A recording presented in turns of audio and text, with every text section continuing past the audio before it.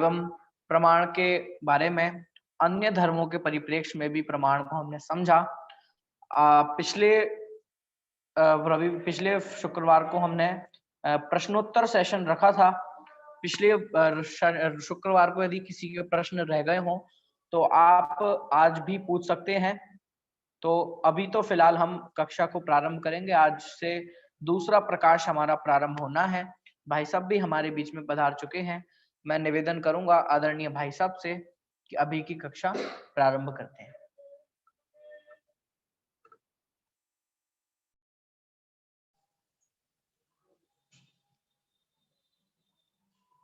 श्रीवर्धमानमर्हन्तं नत्वा बालप्रबुद्धये विरच्यते मितस्पष्ट संदर्भ न्याय दीपिका।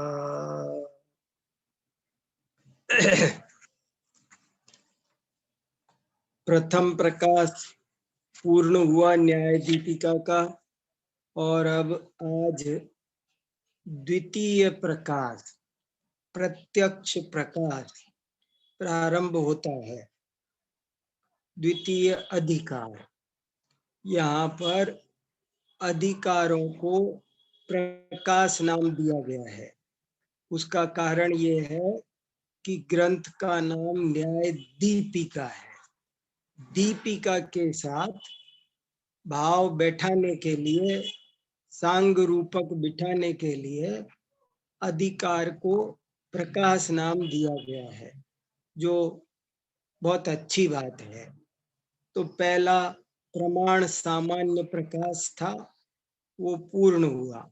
अब दूसरा अधिकार प्रत्यक्ष प्रकाश है, वो आज से प्रारंभ होता है। और इसके बाद तीसरा प्रकाश आएगा जिसका नाम होगा परोक्ष प्रकाश। इस तरह प्रमाण सामान्य का वर्णन पहले प्रकाश में और फिर उसके जो दो भेद हैं प्रत्यक्ष और परोक्ष, उन दोनों के वर्णन क्रम से दूसरे और तीसरे अध्याय में किए जा रहे हैं। तो अब हम प्रारंभ करते हैं दूसरे परिच्छेद का पहला अनुच्छेद। ये भी बात मैं बता चुका हूं कि एक शब्द है परिच्छेद, एक है अनुच्छेद। परिच्छेद का अर्थ होता है, यदि हम, बहुत से लोग अंग्रेजी में आसानी से समझते हैं, तो यदि परिच्छेद को अंग्रेजी में कहें तो चैप्टर, और अनुच्छेद को अंग्रेजी में कहें तो पैराग्राफ। तो अब दूसरे चैप्टर का फर्स्ट पैराग्राफ में पढ़ता हूं, जिसका हेडिंग है प्रमाणम द्विधा विभज्य प्रत्यक्षस्य लक्षण कथनम। प्रमाण को दो प्रकार से विभज्य माने विभाजित करके। विभज्य क्या है? संस्कृत में ल्यप प्रत्यय होता है और एक त्वा प्रत्यय होता है करके अर्थ में। तो विभज्य, भज माने भाग करना और विभज्य माने विभाग करके प्रमाण को दो भागों में बांट करके प्रत्यक्ष का लक्षण कथन करते हैं, लक्षण कहते हैं। देखो कितना अच्छा हेडिंग है। हम सबको हेडिंग बनाना भी सीखना चाहिए। कैसे ज्ञानी लोग काम करते हैं, कैसे काम करना चाहिए, ये सब बातें इससे सीखनी चाहिए। प्रमाण को दो प्रकार से विभाजित करके, द्विधा, धा शब्द किसी भी संख्या में लगता है तो उसका अर्थ प्रकार हो जाता है। एक धा, द्विधा, त्रिधा। मान लो आपको बोलना है 10 प्रकार से, तो आप 10 धा ऐसे कैसे, आपको 100 बार से 100 बार कहना है तो आप सतधा, अहम सतधा वदामी, मैं 100 बार बोलता हूँ। तो सतधा माने धा माने प्रकार। तो दो प्रकार से विभाजित कर रहे हैं पहले, बाद में उनमें से एक का, प्रत्यक्ष का, यहाँ पर लक्षण बताते हैं। सबसे पहले देखो, अथ प्रमाण विशेष स्वरूप प्रकाशनाय प्रस्तूयते प्रमाणम द्विविधम प्रत्यक्षम परोक्षम चेति। अथ माने अब। अथ शब्द बहुत मंगल माना गया है, ये मंगलाचरण जैसा बहुत ही पवित्र शब्द माना गया है। अथ माने अब प्रमाण के विशेष स्वरूप का प्रकाशन करने के लिए, प्रकाशनाय चतुर्थी विभक्ति एक वचन, प्रस्तूयते। प्रस्तूयते माने कुछ प्रस्तुत किया जाता है, कुछ बोला जाता है, कुछ कहा जाता है, कुछ निरूपण किया जाता है। प्रस्तूयते, कथ्यते, निरूप्यते, ये इसके अर्थ है। प्रमाणम द्विविधम, प्रमाण दो प्रकार का है। प्रमाणम द्विविधम, विध माने भी प्रकार है, जैसे धा बताया आपको, वैसे ही ऊपर धा को भी द्विविधम लिख सकते थे, प्रमाणम द्विविधम। तो द्विविधम भी विध और धा दोनों पर्यायवाची हैं। प्रमाण दो प्रकार का है, प्रत्यक्षम परोक्षम चेति, प्रत्यक्ष और परोक्ष। अब देखो ये जो च शब्द लगाया वो ये बताने, च शब्द लगता है द्वंद्व समास का विग्रह करने में और उसका मतलब होता है तुल्य बल। ये एक बहुत खास बात है कि जैन दर्शन में दो प्रमाण माने गए हैं, एक का नाम प्रत्यक्ष और दूसरे का नाम परोक्ष, और ये दोनों तुल्य बल वाले हैं। सबसे बड़ी बात यह है तुल्य बल वाले हैं, समान है, कोई छोटा है कोई बड़ा है। ये एक बहुत गजब की बात है कि दोनों तुल्य बल वाले हैं, एक छोटा एक बड़ा, अभी ऐसा नहीं समझना। अब कहते हैं तत्र विशद प्रतिभासम प्रत्यक्षम। तत्र माने वहां, उनमें से, विशद प्रतिभास को, विशद माने निर्मल, स्पष्ट, क्लियर, ट्रांसपेरेंट। ये सब अंग्रेजी के भी शब्द जोड़ रहा हूं ताकि सबको समझ में आ जाए कि उनमें से जो एकदम निर्मल प्रतिभास है। प्रतिभास समझ गए ना, जानना, ज्ञान। जो निर्मल प्रतिभास है, निर्मल दिखाई देना है, उसका नाम प्रत्यक्ष है। जिसमें निर्मल दिखाई देता है उसे प्रत्यक्ष कहते हैं। ई है माने यहाँ, ई है शब्द अत्र का पर्यायवाची है। ई है बोलो या अत्र बोलो। यहाँ प्रत्यक्षम लक्ष्यम, विशद प्रतिभासत्वम लक्षणम। यहाँ प्रत्यक्ष लक्ष्य है और विशद प्रतिभासत्व लक्षण है। देखो ये शब्द विशद में द पूरा होता है, हलंत नहीं होता। बहुत से विद्यार्थी सोचते हैं, हमने जब नोट्स बनते देखते हैं तो सोचते हैं जैसे परिषद वगैरह शब्द होते हैं ऐसे ये भी हलंत होता होगा विशद। तो ये हलंत नहीं है, ये पूरा शब्द। बहुत सारे शब्द ऐसे ही, एक शब्द सतत है, सतत को बहुत से लोग अंतिम तय को हलंत लिखते हैं, पर वास्तव में वो हलंत नहीं है, वो पूरा तय है। तो यहाँ प्रत्यक्ष लक्ष्य है और विशद प्रतिभासत्व उसका लक्षण है। यस्य प्रमाणभूतस्य ज्ञानस्य प्रतिभासो विशदः तत्प्रत्यक्षम इत्यर्थ। जिस प्रमाणभूत ज्ञान का, माने सम्यक ज्ञान का, प्रमाणभूत ज्ञान क्यों कहा कि वो कुमति कुश्रुत की तरफ बात ना चली जाए, इसलिए कहा प्रमाणभूत ज्ञान का प्रतिभास। प्रतिभास समझ रहे हैं ना, जिसका जानना वो विशद होता है, निर्मल होता है, स्पष्ट होता है, एकदम ट्रांसपेरेंट होता है। ट्रांसपेरेंसी समझे ना, क्लियरिटी पर बहुत डिपेंड करता है। जैसे एक पीतल के गिलास में, सोने के गिलास में दूध रखा है और एक कांच के गिलास में दूध रखा है, तो कांच के गिलास का दूध हमको बाहर से दिखाई देता है, इसका नाम है क्लियरिटी। तो निर्मलता ये क्या है तो बता रहे, यस्य प्रमाण भूतस्य ज्ञानस्य प्रतिभासो विशदः तत्प्रत्यक्षम इत्यर्थ। जिस प्रमाणभूत ज्ञान का प्रतिभास विशद हो उसे प्रत्यक्ष कहते हैं, ये कहने का मतलब है। इत्यर्थ है माने ये जो हमने ऊपर कहा कि विशद प्रतिभासम प्रत्यक्षम, इसका कहने का मतलब क्या कि जिस प्रमाण ज्ञान का प्रतिभास विशद हो उसे प्रत्यक्ष कहते हैं। ये अब दूसरा पैराग्राफ पढ़ते हैं, दूसरा अनुच्छेद, और क्लियर होगी बातें। किमिदम विशद प्रतिभासत्वम नाम, दूसरा पैराग्राफ, किमिदम विशद प्रतिभासत्वम नाम।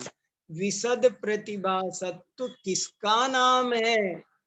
किम इदम विशद प्रतिभासत्वम नाम। बोले साहब ये विशद प्रतिभासत्व ये किस चिड़िया का नाम है, ये क्या है? ये कहते नहीं ये क्या आया भाई? किम इदम विशद प्रतिभासत्वम नाम, ये विशद प्रतिभास ये किसका नाम है, ये क्या होता है? उच्यते कहते हैं, कहिए महाराज, ज्ञानावरणस्य क्षयात् विशिष्ट क्षयोपशमात् वा शब्दानुमानादि असंभवी यत् नैर्मल्यम अनुभव सिद्धम। देखो कितना अच्छा लिखा है, ज्ञानावरण कर्म के क्षयात, क्षय से, क्षयात 5/1, ज्ञानावरण कर्म के क्षय से अथवा विशिष्ट क्षयोपशम से।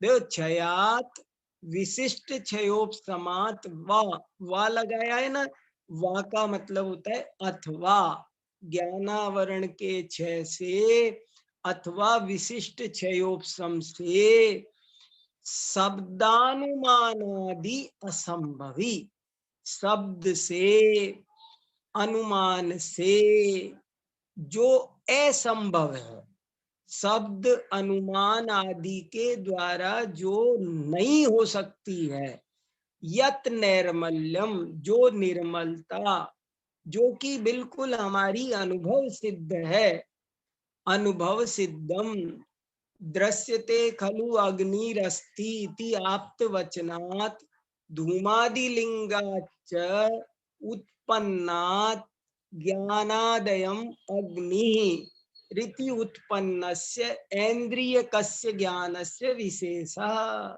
देखो उदाहरण भी दे दिया साथ में। देखो क्या समझा रहे, पहले ये समझो, ये समझा रहे हैं कि विशदता का क्या मतलब है। विशद माने क्या? विशद विशद विशद विशद बोलते तो हैं, प्रत्यक्ष प्रमाण का लक्षण बनाया कि विशद प्रतिभासम प्रत्यक्षम। तो विशद माने क्या? तो वो कह रहे हैं कि जब ज्ञानावरण के क्षय से या विशिष्ट क्षयोपशम से हमारे अंदर एक ऐसी अनुभव सिद्ध निर्मलता प्रकट होती है जो कि शब्द और अनुमान आदि से नहीं हो सकती। हमको ऐसा निर्मल ज्ञान होता है कि जो शब्द से अनुमान, शब्द माने सुनने पढ़ने से, अनुमान आदि से, अनुमान लगाने से भी जो नहीं हो सकती है, जो निर्मलता, उसका नाम ही विशदता है, निर्मलता है। और उसका इन्होंने उदाहरण दिया कि दृश्यते खलु अग्निरस्ति इति आप्त वचनात् कि किसी ने हमको कहा, किसी आप्त व्यक्ति ने हमको कहा कि अग्नि है। किसी प्रामाणिक व्यक्ति से हमने सुना कि भैया अग्नि, वहां पर अग्नि लगी हुई है, और हमने उसकी बात मान भी ली, जान भी ली, और हमने धूआदि लिंगात, धूम आदि लिंग माने चिन्हों से उसको देख लिया। लेकिन फिर भी जब हम उसको इंद्रिय कस्य ज्ञानस्य, इंद्रिय कस्य माने इंद्रिय जन्य ज्ञान से, अपनी आंख से जब हम देखते हैं तो वो ज्ञान बिल्कुल अलग होता है, एकदम अलग होता है। और बस उसी का नाम निर्मलता है। सएव नैर्मल्यम, उसी का नाम निर्मलता है। वैसद्यम, उसी का नाम वैसद्य है। वैसद्य माने विशदता, नैर्मल्य माने निर्मलता, स्पष्टत्वम माने स्पष्टता, इत्यादि भी शब्दैर अभिधीयते। उसी को, उसी विशदता को नैर्मल्य, वैसद्य, स्पष्टत्व इत्यादि शब्दों के द्वारा कहा जाता है। तदुक्तम भगवद्वीर अकलंक देवई न्याय विनिश्चय, वही कहा है भगवान अकलंक देव ने। देखो क्या विशेषण, क्या ज्ञानियों की भाषा होती है, ज्ञानी लोग कैसे बात करते हैं। बात करने का तरीका भी बहुत महत्वपूर्ण, बहुत अच्छा होना चाहिए। हमारी संस्कृति में बात करने का तरीका बहुत सिखाया गया है। आदमी वैसे तो जन्म लेने के साल भर में बोलना सीख जाता है, पर सही पूछो तो बोलना सीखने में 50 साल 60 साल में भी आ जाए तो बहुत बड़ी बात है। इसलिए यहाँ कहा कि देखो क्या कहा, भगवान अकलंक देव न्याय विनिश्चय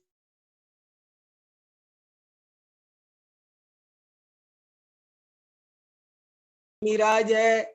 ऐसा कोई प्रश्न पूछे तो उसका उत्तर ये है, भरत मुनि ने नाट्य शास्त्र में लिखा कि दिगंबर मुनियों की बात अलग होती है।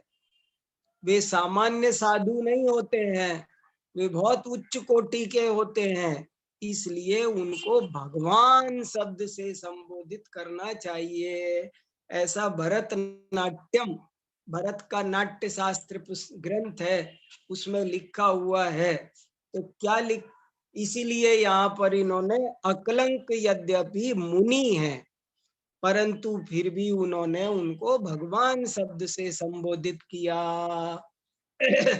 कितनी आदर विनय झलक रही है। प्रत्यक्ष लक्षणम प्राहु स्पष्टम साकार मंजसा, के प्रत्यक्ष का लक्षण स्पष्ट, साकार, अंजसा, ये सब पर्यायवाची हैं, यही है।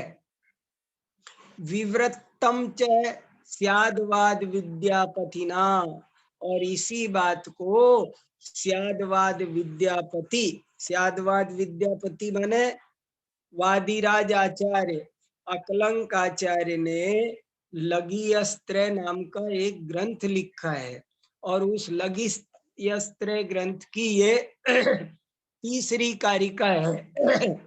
प्रत्यक्ष लक्षणम प्राहु, ये तीसरी कारिका है, और उसकी टीका वादिराज आचार्य ने लिखी है। तो कह रहे हैं कि इसका टीका में स्याद्वाद विद्यापति, कितना अच्छा नाम है, स्याद्वाद विद्यापति, स्याद्वाद विद्या के स्वामी वादिराज आचार्य ने ऐसे खुलासा किया है। विवृत्त माने, विवृत्त का मतलब होता है खोलना, इस विषय को इस तरह खोल कर समझाया है। क्या समझाया है?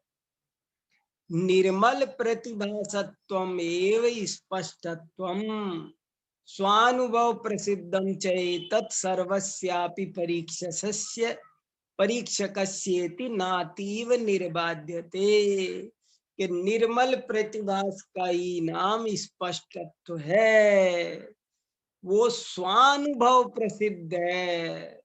सर्वस्यापि परीक्षकस्य, हर व्यक्ति को, हर न्याय शास्त्र का परीक्षक माने न्याय शास्त्र का ज्ञाता, विद्यार्थी।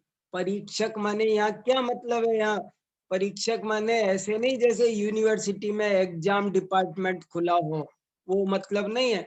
यहाँ परीक्षक का मतलब है कोई भी समझदार व्यक्ति जो न्याय शास्त्र पढ़ रहा है, वो सब स्वानुभव प्रसिद्धम, वो अपने अनुभव से इस बात को भली भांति सिद्ध कर सकता है, जान सकता है। नातीव निर्बाध्यते, इसमें कोई और बड़ी बाधा नहीं है। इति तस्मात् सुष्ठुक्तम विशद प्रतिभासात्मकम ज्ञानम प्रत्यक्षम। तस्मात् इसलिए, सुष्ठु उक्तम, सुष्ठु अव्यय है और उसमें उक्तम मिला तो दीर्घ संधि हो गई। सुष्ठुक्तम विशद प्रतिभासात्मकम ज्ञानम प्रत्यक्षम इति, इसलिए ये बात एकदम ठीक कही गई है कि विशद प्रतिभासम जिसका हो उस ज्ञान को प्रत्यक्ष कहते हैं। ये देखो क्या कहा, मैं अपनी तरफ से भी एक उदाहरण देता हूँ। इन्होंने एक उदाहरण दिया विशद वैसद्य को समझाने के लिए कि वैसद्य निर्मलता क्या होता है। तो उन्होंने कहा कि हमने किसी से सुना कि वहां उस चौराहे पर आग लगी हुई है, हमने सुना और बताने वाला बड़ा प्रामाणिक था, तो हमको कोई डाउट नहीं हुआ, हम समझ गए कि भाई वहां आग लगी है, ये झूठ नहीं बोलता है।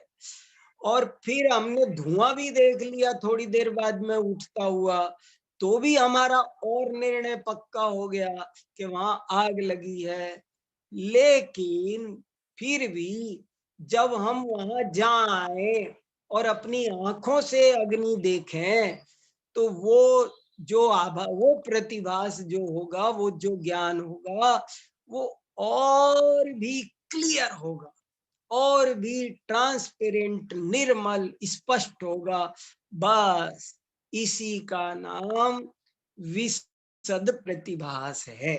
वो ये बता रहे विशद प्रतिभास माने क्या होता है, इसकी कोई परिभाषा नहीं बन सकती। फिर भी उनने बनाई, देखो तो सही कितना मुश्किल होता है। विशद प्रतिभास क्या होता है, इसकी परिभाषा बनाना मुश्किल है। उन्होंने कहा कि ये तो स्वानुभव सिद्ध है, लेकिन स्वानुभव सिद्ध होने पर भी कैसा होता है कुछ अपने तो समझ में आना चाहिए ना। तो देखो, जैसे और एक उदाहरण 2 मिनट का देख के बात आगे बढ़ते हैं। जैसे समझ लो कि मैं अमेरिका जाके आया और आप लोगों को मैं किसी को सुनाऊं जो कभी अमेरिका नहीं गया, उसको मैं बताऊं कि कैलिफोर्निया की सड़कें ऐसी है, वहां गाड़ी ऐसे दौड़ती है, वहां ये है, वहां वो, मैं वहां के सभागार का चित्रण करूं, सब चीज, तो बहुत बढ़िया उस पर लेख लिखूं, तो आप सब समझ जाओगे। लेकिन जब आप उसके बाद कभी भी वहां जाकर खुद अपनी आंखों से देखोगे, तो जो बात होगी, जो जो ज्ञान होगा, वो अलग ही होगा। बस इसी का नाम विशदता है, वैसद्य है, निर्मलता है। और कोई निर्मलता की परिभाषा नहीं बनाई जा सकती, ये स्वानुभव सिद्ध निर्मलता है। चलो आगे बढ़ते हैं। अब यही तरीका आगे बढ़ता है जो सदा से रहा है, पिछली बार भी यही किया कि एक बात कहते हैं, बाद में उसे अन्य मतों के साथ में उसकी कंपैरेटिव स्टडी करते हैं। तो अब सौगतीय प्रत्यक्षस्य निरासः, निराश मने देखो निराश, ये जो बिल्कुल पढ़ते लिखते नहीं ना कोई कोई बच्चे, वो तो ये सोचेंगे ये निराश क्या लिखा हुआ है, ये तो गलत लिखा हुआ है, वो से दूसरा होना चाहिए था, ये दंत से नहीं होना चाहिए, और उसको वो इसको काट करके वो कहेंगे कि वो इसमें है ना वो शिव जी वाला से लगाओ, और वो कर देंगे कि भाई निराश, और बोले निराश माने क्या, ये निराश हो गए भाई, हम तो जीवन से निराश हो गए। अरे ये वो निराश नहीं है, निराश का मतलब यहाँ है निराकरण, खंडन। ये सही लिखा हुआ है यहाँ पर, निराशा, निराशा माने उसका निरसन करना, उसका निराकरण करना। किसका निराकरण कर रहे हैं? सौगतीय प्रत्यक्षस्य, सौगतीय, सौगतीय माने सुगत मान्यता वालों का, बौद्धों का। सौगतीय माने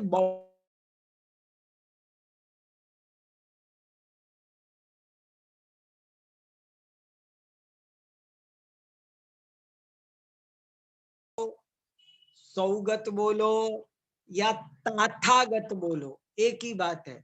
बुद्ध, सुगत, तथागत तीनों एक ही व्यक्ति के नाम है, इसलिए उनके दर्शन के नाम भी ये तीनों हैं। बौद्ध कहो, सौगतीय कहो या तथागतीय कहो, एक ही बात है। तथागतीय सौगतीय प्रत्यक्ष का निराकरण करते हैं। तो क्या कहते हैं? कल्पना पूर्ण अभ्रांतम प्रत्यक्षम न्याय बिंदु। ये न्याय बिंदु उनका एक बौद्धों का ग्रंथ है, उसमें से ये उद्धरण लेकर के देखो। मैं तो बार बार कहता हूँ, आपको कह चुका, आज फिर एक बार और बताता हूँ। आज से 500 साल पहले न्याय दीपिका लिखी गई, जब इतनी सुविधा नहीं थी ग्रंथों का मिलना और पढ़ना। आज जैसा जैसा हमको, आज तो अपने मोबाइल पर 1 मिनट में किताब आ जाती है, घर में सैकड़ों किताबें यहाँ पर लगी हुई है। पहले किताब को पाना, पढ़ना, पांडुलिपियां हुआ करती थी, बहुत मुश्किल होता था खोलना पढ़ना, मंदिर में ही जाके पढ़ना पड़ता था, कहाँ कहाँ बड़ी ग्रंथागार में ही जैसे तैसे पढ़ पाते थे। और फिर भी इतने 500 साल पुराने समय में भी, उस जमाने में भी धर्मभूषण यति ने कितने सारे संदर्भ, कोई बात वो कहते हैं ना, जैसे कोई रिसर्च पेपर लिख रहे हो, जैसे कोई शोध आर्टिकल तैयार कर रहे हो ना, ऐसा इन्होंने काम किया। कल्पना पूर्ण अभ्रांतम प्रत्यक्षम, ये उनकी परिभाषा है प्रत्यक्ष प्रमाण का। ये लक्षण बनाया उन्होंने कि क्या बनाया, कि कल्पना, ये 3 शब्द एक सीट पर बैठे हैं, देखो, कल्पना, अपोढ़म, अभ्रांतम, 3 शब्द है। बहुत से लोगों को पकड़ में नहीं आएगा तो दिक्कत हो जाएगी। कल्पना, यहाँ कल्पना, ये शब्द भी समझो। अब जो आज हम शब्द बोल रहे हैं ना, वो अर्थ नहीं है। अपन कल्पना आज किसको कहते हैं? कल्पना करो कि मेरे पास 10 गाड़ियां हैं, ये वो कल्पना नहीं है। यहाँ कल्पना का मतलब है विकल्प। यहाँ कल्पना, कल्प माने होता है भेद, विकल्प, ये भेद का पर्यायवाची है संस्कृत में। तो कल्पना पोड़, भेद से, अपोड़ माने रहित, अभ्रांतम जो सविकल्प से रहित है, यानी निर्विकल्प है। कल्पना अपोड़, अपोड़ माने रहित, जो कल्पना का अर्थ याद आया, समझ गए आप? कल्पना माने विकल्प, भेद। देखो मैं बताऊं, जैसे कल्पना क्या होती है, ये स्केल है, ये पेंसिल है, ये घड़ी है, ये जो मैं भेद कर रहा हूं, ये क्या है? ये कल्पना है। वस्तुओं में ये पुस्तक है, ये टेबल है, ये रुमाल है, ये चश्मा है, इसका नाम कल्पना। और ऐसी कल्पना से जो रहित होता है, और अभ्रांत होना चाहिए, लेकिन भ्रांत माने मिथ्या, गलत, और अभ्रांत माने सम्यक। ऐसा सम्यक ज्ञान जो भेद कल्पना से रहित है, जिसमें कोई भेद कल्पना नहीं है, जो निर्विकल्प है, दूसरे शब्दों में कहो तो निर्विकल्प है, उसको प्रत्यक्ष कहते हैं।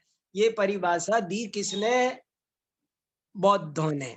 और अब इसका आगे क्या कहते? इति तथागता। देखो आगे मैंने कहा था ना आपको, बौद्धा लिख सकते थे, तथागता। आपको तीनों शब्दों का ज्ञान करा दिया, बौद्धा, सौगतीय, सौगत, तीन शब्द है, बुद्ध, सुगत और तथागत। बुद्ध का नाम तथागत नहीं, नाम तथागत है, और तथागत के अनुयायी को कहते हैं तथागत। बुद्ध का नाम सुगत, और सुगत के अनुयायियों को कहेंगे सौगत। अत्र ही कल्पना पूर्ण पदेन सविकल्पकस्य व्यावृत्ति। यहाँ कल्पना पूर्ण पद से, पदेन, पदेन तृतीया एक विभक्त एक वचन 3/1, कल्पना पूर्ण पद के द्वारा सविकल्प की व्यावृत्ति। व्यावृत्ति माने निराकरण, निराश, निराकरण, खंडन, व्यवच्छेद, बहुत सारे शब्द होते हैं। सभी कल्प की निराकृति, निराकरण किया गया है। और अभ्रांतम इति पदेन, और अभ्रांत शब्द क्यों लगाया? अभ्रांत पद से आभास का निराकरण किया है। आभास माने मिथ्या ज्ञान, मिथ्या ज्ञान का निराकरण किया गया है। तथा च समीचीनम निर्विकल्पकम प्रत्यक्षम इत्युक्तम भवति। इत्युक्तम भवति कहने का मतलब ये है कि इत्युक्तम भवति माने कहने का मतलब ये होता है कि इति उक्तम भवति, ये कहने का मतलब हुआ कि, जैसे अपन लगाते रहते ना अर्थात, ये अर्थात जैसा है कि समीचीन हो और निर्विकल्प हो, उसी को प्रत्यक्ष कहते हैं। ये बात कही। अब आगे बढ़ो, अब उत्तर शुरू हो गया। तद एतद बाल चेष्टितम, तद एतद, वह ये बात तो बाल चेष्टितम, ये तो तुमने बच्चों का खेल बना दिया भाई। देखो क्या भाषा है, कितना कितना मजबूती से निराकरण कर दिया कि ये जो परिभाषा बनाई है आपने, ये सो तुमने है ना कुछ विद्वत्तापूर्ण काम नहीं किया। ये बाल चेष्टितम, बाल माने बच्चे, बाल माने अज्ञानी, बाल माने पहले आया था ना बाल प्रबुद्धये, बाल माने अज्ञानी, कि ये अज्ञानी का काम कर दिया भाई तुमने तो। क्यों, क्या अज्ञानी का काम कर दिया? ये तो तुमने बहुत अज्ञानतापूर्ण काम कर दिया। तो जैसे कोई बच्चा कोई काम करता है ना और कहता है दौड़ के, पापा पापा मैंने ऐसा कर दिया, और वो सोचता है पुरस्कार लेना है, और उसने इतना काम बिगाड़ दिया होता है सारा, तो कहना पड़ता है अरे मूर्ख तूने तो उल्टा काम बिगाड़ दिया भाई। ऐसे ही हमने कहा बच्चे से कि तू टीवी खोल दे, और उसने तो स्क्रू ड्राइवर लेकर के टीवी को ही खोल दिया। वो आपने कहा था खोलना, तो ये बोले बाल चेष्टितम, तदेतद बाल चेष्टितम, ये बाल चेष्टा हो गई भाई। क्यों हो गई? अब ये सुनो, अगली लाइन बहुत जोरदार है। निर्विकल्पकस्य प्रामाण्यमेव दुर्लभम समारोप अविरोधित्वात्। ये लाइन वेरी वेरी इंपॉर्टेंट है, बहुत ध्यान दे के सुनी जाए, बहुत इंपॉर्टेंट लाइन है। निर्विकल्पकस्य प्रामाण्यम एव दुर्लभम समारोप अविरोधित्वात् कुतः प्रत्यक्षत्वम व्यवसायात्मकस्यैव प्रामाण्य व्यवस्थापनात्। कितना बढ़िया है, बहुत दमदार पंक्ति है ये 1.5 लाइन, बहुत ध्यान देने लायक है। निर्विकल्पकस्य के जो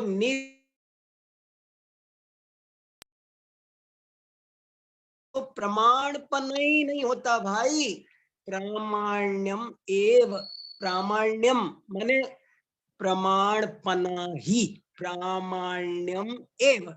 निर्विकल्पक के तो जो विकल्प नहीं करता, भेद नहीं करता, वस्तुओं का भेद नहीं जानता, जो ये नहीं जानता कि ये पेन है, ये पेंसिल है, जिसको इतना विवेक नहीं है वो तो प्रमाण ही नहीं है।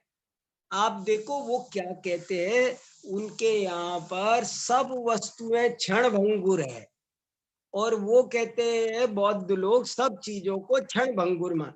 वो कहते हैं कि इसमें स्केल में, पेन में, घड़ी में, इनमें कोई फर्क नहीं है, ये सब पुद्गल स्कंद है। और आपको जो ये फर्क दिखाई दे रहा है ना, ये घड़ी है, वो वेदांतियों जैसा खेल है उनका भी बौद्धों जैसा। बहुत इंपॉर्टेंट बात बता रहा हूं आपको कि ये घड़ी है, ये स्केल है, ये पेन है, ये जो मुझे भेद दिखाई दिया है ये अज्ञान है मेरा। बौद्धों के अनुसार वो कहते हैं कि आपको इनका ये फर्क नहीं दिखाई देना चाहिए, आपकी नजर में घड़ी भी पुद्गल दिखनी चाहिए, आपको ये तीनों चीजें बस एक पुद्गल स्कंद दिखाई देना चाहिए, तब तो आप सम्यक ज्ञानी हो। और आप जो ये भेद जानते हो ना कि ये घड़ी है, ये स्केल है, ये पेन है, ये समझ लो ये आपका ज्ञान है, मिथ्या ज्ञान है।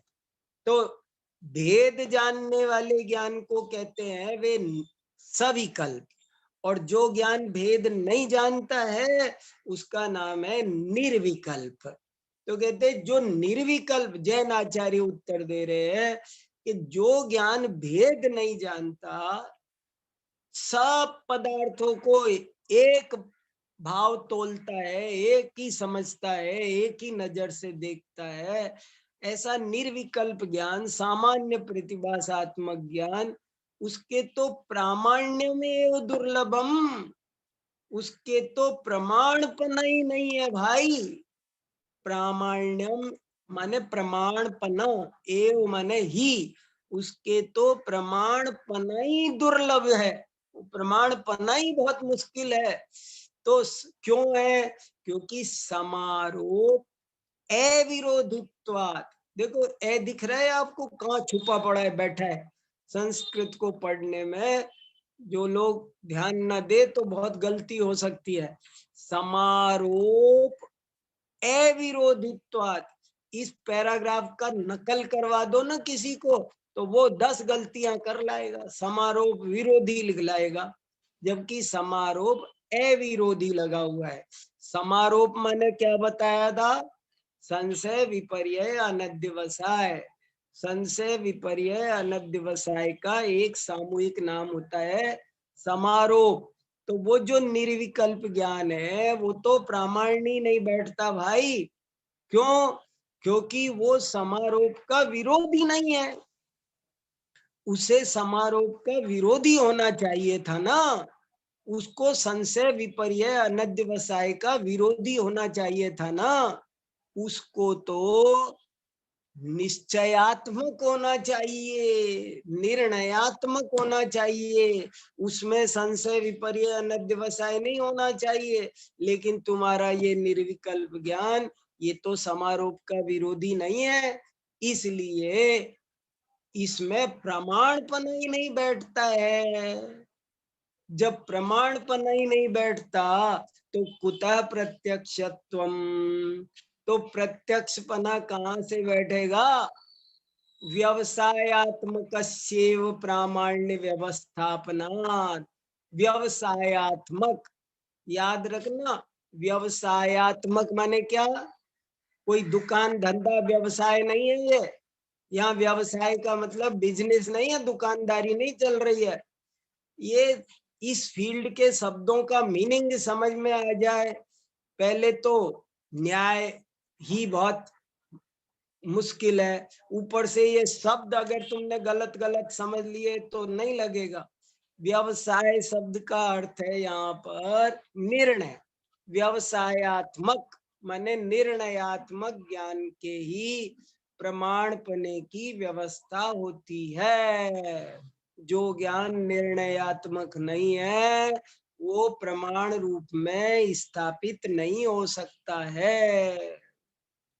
चौथा पैराग्राफ, ननु। ये ननु क्या आया? ननु का मतलब होता है यहाँ कोई शंका कर रहा है। ननु का मतलब क्या? बीच में कोई शंका उत्पन्न हो रही है। ननु आपको तो नहीं उत्पन्न हो रही, किसी को कोई प्रश्न पूछना है तो अपना हैंड रेज वगैरह करना। हाँ बोलो रितु जी। जी, रितु जी का हाथ उठ रहा है। हाँ हाँ, किसी को कुछ पूछना हो हाँ, तो हेलो पूछने दो संदेश जी। हेलो। हाँ बोलिए बोलिए। हाँ जी, जय जिनेन्द्र जी, पंडित जी। जय जिनेन्द्र, बताओ। मुझे ये पूछना है कि इनका सेंटेंस है कल्पना पोड़ मभ्रांतम प्रत्यक्षम। हाँ, तो हाँ अभ्रांत वर्ड इन्होंने लगाया, तो हाँ अभ्रांत का बताया कि मिथ्या ज्ञान से रहित होना चाहिए। बराबर। तो इन्होंने कर दिया ना कि संशय विपर्य अनध्यावसाय रहित होना चाहिए, मतलब इन्होंने बोल तो दिया कि अभ्रांत होना चाहिए, मतलब उसमें संशय विपर्य अनध्यावसाय नहीं होना चाहिए हाँ और हाँ हाँ निर्विकल्प होना चाहिए। तो बराबर। मैच तो कर रही है अपने से बात भी ये कि उन्होंने हाँ कह दिया कि सम्यक ज्ञान होना चाहिए और निर्विकल्प होना चाहिए, कि अब विकल्प मत करो कि ये अलग अलग है, कि ये मतलब स्केल है, ये पेन है। अब पहले हाँ तुमने समझ लिया, उसके बाद हाँ विकल्प मत करो इस बारे में, अब सबको एक गिन के इनके बारे में निर्विकल्प हो जाओ। ऐसा ठीक ऐसा ठीक। ऐसा कर देखो ले तो। क्या, नहीं ठीक है ठीक है।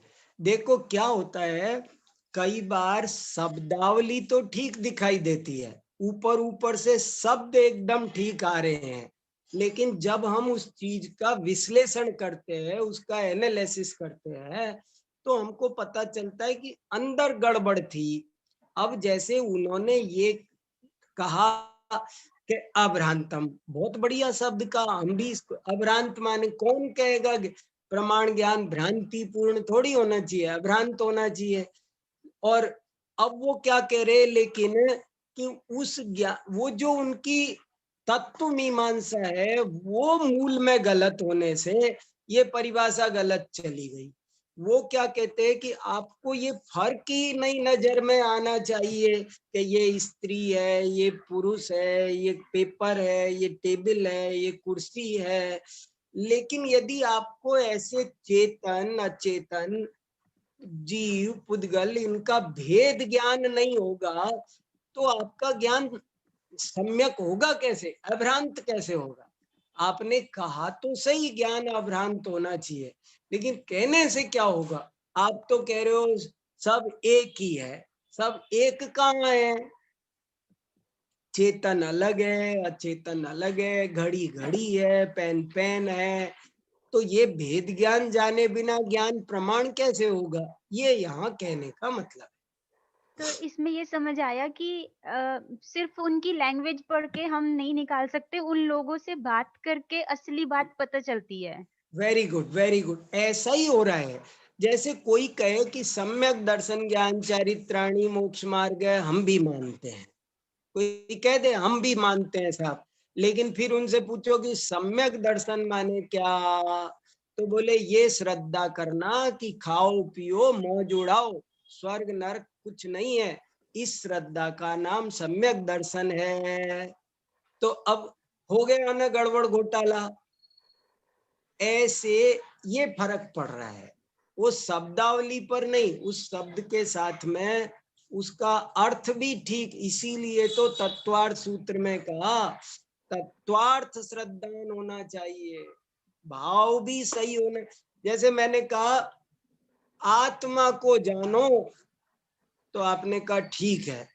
फिर कहा, आपने समझा आत्मा माने ये शरीर, तो फिर गलत हो गया। तो आपने ये शब्द से नहीं, उस शब्द का आप अर्थ क्या ग्रहण कर रहे हो, इससे निर्णय होगा। चलिए आगे तो किसी को कुछ। इससे तो जी। ये बात निकली कि जो मुनिराज होते थे वो उनका दूसरे अनुयायियों के साथ बहुत चर्चा चलती थी, उनका हाँ इंटेंशन समझने के लिए। बराबर होती थी।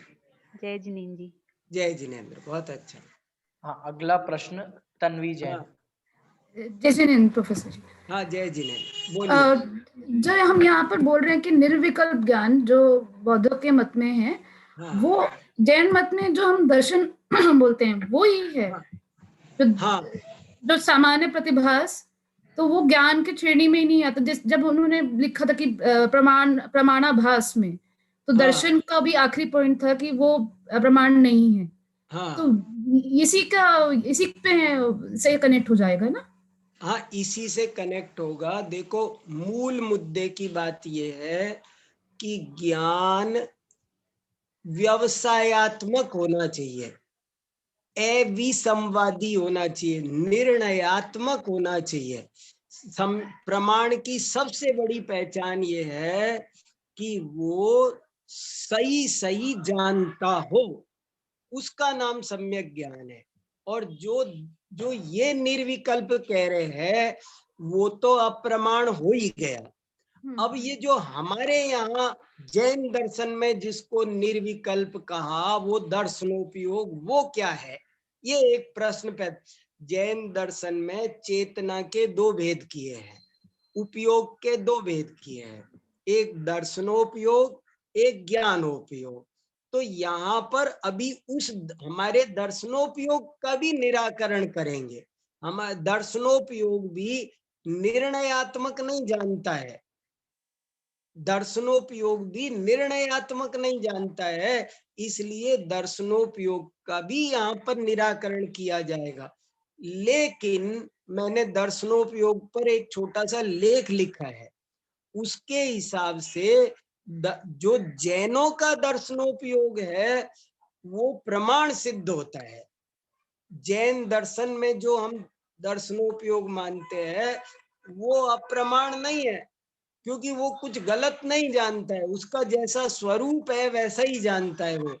लेकिन उस चीज में अभी अपन भले ना पढ़े। यहाँ तो ये कहा जा रहा है ज्ञान ही प्रमाण है, निराकार दर्शन प्रमाण नहीं है। अभी यहाँ तो ये समझाया जा रहा है। हाँ जी, ऋषभ जी भाई साहब भी हमारे साथ जुड़े हुए हैं, उनका भी प्रश्न हाँ है। हाँ, बहुत अच्छा, बहुत बढ़िया। गुरुजी को प्रणाम। हाँ सुनाइए, प्रणाम। वैसे मुझे जिज्ञासा ये है, प्रारंभ हाँ में अभी बताया गया कि विशद प्रतिभास उसका नाम प्रत्यक्ष है, हाँ और आगे कहेंगे कि अविशद प्रतिभास वो परोक्ष है, हाँ और प्रमाण दोनों ही हैं, प्रत्यक्ष भी प्रमाण है, परोक्ष भी प्रमाण है। तो हाँ प्रश्न ये है कि जो प्रतिभास अस्पष्ट है, अनिर्मल है, मलिन है, वो सम्यक ज्ञान कैसे हो सकता है, ये मेरी जिज्ञासा है। नहीं, बहुत बढ़िया। विशद प्रतिभास का अर्थ विशद है। देखो एक क्या होता है, एक तो होता है सम्यक मिथ्या, और यहाँ सम्यक मिथ्या नहीं, यहाँ तो निर्मल अनिर्मल, ये फर्क है बस। यहाँ केवल इतना सा अंतर है कि एक ज्ञान निर्मल है, एक ज्ञान अनिर्मल है। अनिर्मल का मतलब उसका प्रतिभास कुछ धुंधला है, वो दूसरे ज्ञान की सहायता से जान रहा है, ये मतलब है। एक डायरेक्ट है, एक इनडायरेक्ट है। पर सम्यक मिथ्या वाला विपरीतता सम्यक, ऐसा नहीं है कि जो प्रत्यक्ष है वो सम्यक है और परोक्ष है वो मिथ्या है। वो अनिर्मल है, वो धुंधला है, वो दूसरे ज्ञान पर अधीन है। ये प्रत्यक्ष स्वाधीन है, परोक्ष पराधीन है, इतना समझना है। हाँ, तो गुरुजी धुंधला भी प्रमाण की कोटि में कैसे आ गया? हाँ आ गया, यही तो कमाल है, क्योंकि वो युक्ति पर आधारित है, क्योंकि वो निर्णयात्मक है, क्योंकि वो अविसंवादी है, इसलिए आ गया। वो किसी न किसी ठोस युक्ति पर खड़ा है, वो अनुमान से जाना गया है, तो वो गलत नहीं है वो, इसलिए वो प्रमाण की कोटि में आ गया। बहुत अच्छा, वेरी गुड, अच्छे सवाल पूछे। जी अगला और प्रश्न किसी, हाँ आशीष कुमार जी। बोलिए बोलिए, बहुत अच्छा। जय जय जिनेन्द्र जिनेन्द्र, सर। बोलिए बोलिए आशीष जी। सर मेरा प्रश्न वैसे आ चुका है सर, थोड़ा सा बस मैं ये जानना चाह रहा था कि जो हमारे यहाँ तो ये दर्शन है, ये हमारा जो हमारा दर्शन उपयोग है वही उनके यहाँ बौद्धों के यहाँ मेरे ख्याल से प्रत्यक्ष प्रमाण है सर, ये समझ में आया सर। नहीं, इसको असल में नहीं, मेरे हिसाब से इन दोनों को मिलाओ मत। अभी हमारे यहाँ जो दर्शनोपयोग है वही उनके यहाँ निर्विकल्प है, ऐसी बात मेरे ख्याल से ठीक नहीं है। वो विषय, उनका विषय उनके साथ रहने दो, अपना विषय अपने साथ रहने दो। वे लोग क्या कहते हैं, उनकी तो पूरी फिलॉसफी अलग है। वो तो सारे पदार्थों के बीच भेद नहीं देखने के बात को कह रहे हैं, और हमारा दर्शनोपयोग की परिभाषा अलग। हम तो सामान्य अवलोकन को दर्शन मानते हैं। आत्मावलोकन को हमारे यहाँ दो परिभाषा दर्शनोपयोग की मिलती है। एक तो सामान्य अवलोकन को दर्शन कहते हैं, एक परिभाषा मिलती है कि आत्मग्राहकम दर्शनम परग्राहकम ज्ञानम। उपयोग के दो भेद है जैन दर्शन के अनुसार। जब वो स्वयं को जाने तो वो दर्शन है, जब वो पर को जाने तो वो ज्ञान है। ये परिभाषा हमारे यहाँ मिलती है, तो दोनों को न मिलाना ज्यादा अच्छा है। धन्यवाद सर। हाँ धन्यवाद। ठीक, हाँ बहुत रितु जी का कोई प्रश्न पुनः। हाँ हाँ जी, हाँ जय हाँ जिनेन्द्र पंडित जी। हाँ, जय जी। मुझे ना पिछले परिचय मतलब पिछले प्रकाश में से एक क्वेश्चन पूछना था हाँ कि बोलो। भाट्टो ने जो प्रमाण लक्षण की परिभाषा बताई थी कि जो हाँ पहले नहीं जाने हुए यथार्थ अर्थ का निश्चय करने वाला है वह प्रमाण है। तो हाँ, उसमें ना अनधिगत। एक इस तरह से कह दिया उनको कि क्षण अत्यंत सूक्ष्म होता है, उसको लक्षित करना जानना संभव नहीं होता, इसलिए हाँ आपकी परिभाषा गलत है।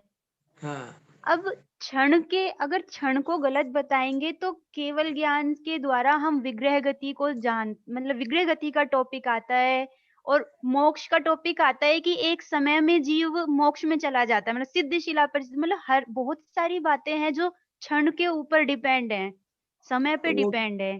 केवल ज्ञान का विषय है, बड़े बड़े ज्ञानों का विषय है ना, अल्प ज्ञान का विषय नहीं है।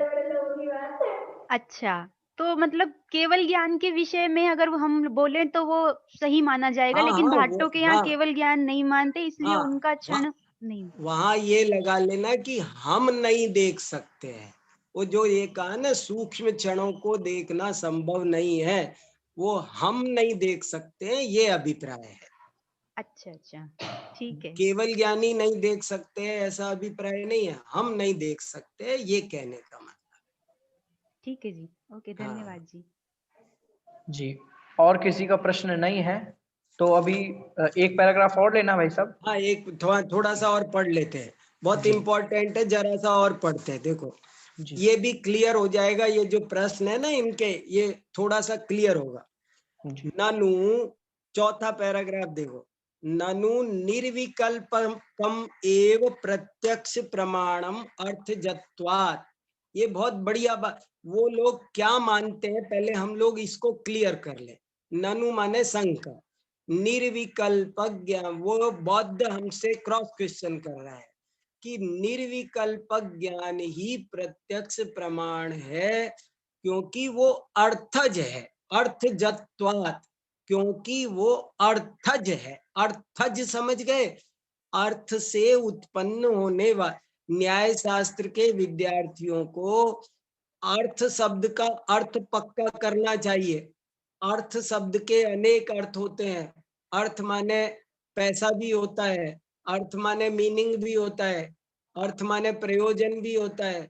यहाँ पर अर्थ शब्द का ज्यादातर अर्थ होता है पदार्थ। अर्थज, अर्थज माने पदार्थ से उत्पन्न होने वाला, जैसे जलज, जल से उत्पन्न होने वाले को जलज कहते हैं, ऐसे ही जो पदार्थ से उत्पन्न होता हो उसे अर्थज कहते हैं। बौद्ध क्या कह रहे हैं कि साहब निर्विकल्पक ज्ञान ही प्रत्यक्ष प्रमाण है, क्योंकि वो वही पदार्थ से पैदा होता है। बौद्ध फिलॉसफी में ज्ञान को पदार्थ से उत्पन्न हुआ मान, उनके एक सिद्धांत का नाम है तदुत्पत्तिवाद। तदुत्पत्तिवाद, तदुत्पत्तिवाद का मतलब है ज्ञान पदार्थों से उत्पन्न होता है। उनसे क्या होता है, वो क्या कहते हैं कि मेरे ज्ञान ने घड़ी को क्यों जाना, तो कहते हैं क्योंकि वो घड़ी से उत्पन्न हुआ था तो घड़ी को जान लिया। पेन को क्यों जाना, क्योंकि पेन से उत्पन्न हुआ। जो ज्ञान जिससे उत्पन्न होगा उसको जानेगा, ये बौद्ध मान्यता है। तो वो ये कह रहे हैं ननु निर्विकल्पकमेव प्रत्यक्ष प्रमाणम अर्थजत्वात्। प्रत्यक्ष प्रमाणम ये प्रतिज्ञा हो गई, और अर्थजत्वात् ये हेतु हो गया। तदेव ही परमार्थ सत स्वलक्षण जन्यम न तो सविकल्पकम। वही परमार्थ सत। अब देखो ये बहुत इंपॉर्टेंट बात है, वो ही परमार्थ सत्य है। वो परमार्थ माने निश्चय, हम अपनी भाषा में समझ ले, निश्चय से उसी की इस लोक में सत्ता पाई जाती है। परमार्थ सत्य का मतलब है वो परमार्थ से सत्य है, स्वलक्षण जन्य है, न तो सविकल्पकम। जो सविकल्प ज्ञान है वो वास्तव में परमार्थ से निश्चय से सत्य ही नहीं है। देखो फर्क समझ में आ गया अब आपको जैन दर्शन और बौद्ध दर्शन में, कि ये पेंसिल है, ये पेन है, ये स्केल है, ये इनमें भेद है कि नहीं, इन दो वस्तुओं में भेद है कि नहीं। तो जैन दर्शन कहता है एक अपेक्षा से भेद है, एक अपेक्षा से नहीं है। लेकिन वो क्या कहते हैं कि इनमें अभेद मानना, इनको अभेद मानना ही सत्य है, वही परमार्थ सत्य है, पुद्गल ही वास्तविक सत्य है। और ये जो स्केल, पेन, पेंसिल, ये जो भेद है ये वास्तव में सत्य नहीं है, ये परमार्थ से सत्य ही नहीं है। देखो कितना, तदेव ही परमार्थ सत स्वलक्षण जन्यम न तो सविकल्पकम तस्य अपरमार्थ भूत सामान्य, तस्य अपरमार्थ भूत सामान्य विषयत्वेन अर्थजत्वाभावात् इति चेत। ऐसा वो प्रश्न उनका पूरा हुआ कि वो बाकी का जो है वो तो अपरमार्थ भूत है, जो भेद है वो वास्तविक नहीं है, वो तो मिथ्या है। जैसे वेदांती कहते हैं भ्रम है, माया है, ऐसा है वो तो अपरमार्थ भूत है। और वो अर्थज नहीं है, अर्थजत्वाभावात्। अर्थजत्वाभावात् माने वो पदार्थ से उत्पन्न नहीं होते हैं। वो जो निर्विकल्प है वो तो पदार्थ से उत्पन्न होता है, इसलिए उनको जानता है। और जो भेद है, भेद तो रियल है ही नहीं, इसलिए वो पदार्थ से पैदा नहीं होता है। ऐसा बौद्धों का प्रश्न है। तो उत्तर शुरू होता है ना, नहीं, तुम्हारी ये शंका ठीक नहीं है। अर्थस्य आलोकवच ज्ञान कारणत्वानुपत्ते। अर्थ का, अर्थस्य, अर्थस्य माने वही याद रखना, पदार्थस्य, पदार्थ का, आलोकवत, आलोक की तरह। देखो क्या संधियां हो रही है, सब समझ में आ रहा है। अर्थस्य आलोकवत, अब तय था आधा, आलोकवत आधा तय था, लेकिन आगे ज्ञान होने के कारण, आगे ज होने के कारण तय का भी ज हो गया। आलोकवत ज्ञान कारणत्वानुपपत्ते, के पदार्थ प्रकाश की तरह। देखो बिल्कुल अर्थ लगाओ, अर्थस्य पदार्थ का, आलोक की तरह, प्रकाश की तरह, ज्ञान कारणपना अनुपपत्ते। सिद्ध नहीं होता है, पदार्थ ज्ञान का कारण नहीं बनते हैं, जैसे कि आलोक नहीं बनता है। जैसे कि ये बहुत बढ़िया प्रकरण परीक्षा मुख सूत्र और उसकी टीकाओं में बहुत विस्तार से आया है, लंबा लंबा। बौद्ध लोग पदार्थ से ज्ञान उत्पन्न होता है, पदार्थ ज्ञान का कारण है, वैसा मानते हैं। और यहाँ उसी को ये समझा रहे हैं कि नहीं, पदार्थ ज्ञान का कारण नहीं है। पदार्थ को ज्ञान से उत्पन्न होना मानना भी गलत है, पदार्थ को ज्ञान का कारण मानना भी गलत है, क्योंकि उसमें अन्वय व्यतिरेक नहीं बैठता है। अन्वय व्यतिरेक गम्यो ही कार्य कारण भावः तत्रालोकः स्थावर न ज्ञान कारणम। वो आलोक को समझा के बता रहे हैं। तद अभावेपि नक्तंचराणाम मार्जारादीनाम ज्ञानोत्पत्ते तद भावेपि घूकादीनाम तदनुपत्ते। बहुत बढ़िया उदाहरण है, जिसको मैं अगली बार और अच्छे से समझाऊंगा कि देखो, जो रात में विचरण करते हैं ऐसे मार्जार आदि, उनको उजाला नहीं है तब भी ज्ञान हो जाता है। और जो घूक माने उल्लू, उल्लू आदि है, उनको उजाला होता है तब भी ज्ञान नहीं होता। इससे सिद्ध होता है कि प्रकाश ज्ञान का कारण नहीं है।